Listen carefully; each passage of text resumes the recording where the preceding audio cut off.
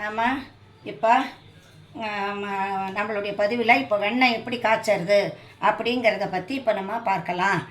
இப்போ இந்த மாதிரி வெண்ணெயை வாங்கிட்டு வந்து இது மாதிரி போட்டுட்டு நம்ம இந்த மாதிரி வானிலையில் போட்டு காய்ச்சணும். காய்ச்சும்போது அது ஒரு பதம் வரும்.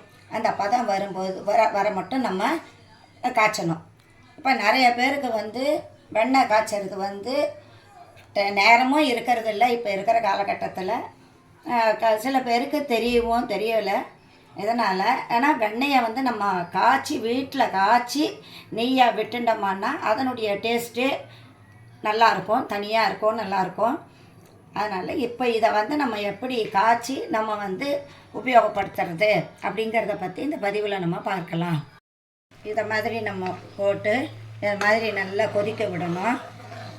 இந்த மாதிரி நல்லா கொதிக்க விட்டு இப்போ வெண்ணெய் ஃபுல்லாக கரைஞ்செடுத்து இப்போ இதை மாதிரி நல்லா கொதிக்கணும். கொதித்தா தான் அந்த வெண்ணெயில் இருக்கிற அந்த புளிப்பு வாசனை அதெல்லாம் போகும். அதெல்லாம் போனதுக்கு அப்புறம்தான் நம்ம வந்து வெண்ணெயை வந்து நெய்யாக வந்து நம்ம எடுத்து வைக்கணும். இன்னும் கொஞ்சம் நேரம் கொதிக்கணும். இன்னும் ஒரு 5 minutes அது வந்து கொதிக்கணும். அப்போ தான் நெய் நல்லா மணமாக இருக்கும்.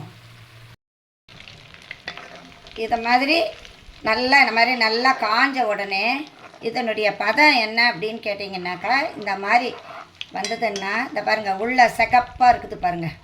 இந்த மாதிரி செகப்பாக இருந்ததுனா தான் வெண்ணெய் ஃபுல்லாக நல்லா காஞ்செடுத்து அப்படின்னு அர்த்தம். அது வந்து உங்களுக்கு வந்து அந்த வெண்ணெயினுடைய அந்த இது கொஞ்சமாவது இருந்ததுன்னா கூட அந்த ஸ்மெல்லு வந்து நல்ல ஸ்மெல்லாக வராது. ஆனால் இது வந்து நல்ல நெய் ஸ்மெல்லே வந்துடுது பாருங்கள். நல்லா சகப்பாக நல்லா இருக்குது பாருங்கள். நல்ல ஸ்மெல் வருது பாருங்கள். இந்த பதத்தில் தான் நம்ம வந்து வெண்ணெயை வந்து எடுக்கணும்.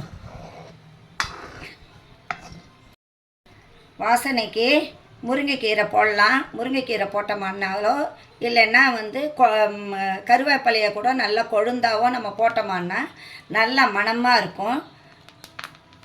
நல்ல முருங்கைக்கீரையோட இந்த இதுவை சேர்த்தாக்கா நல்லா மணமாக இருக்கும்.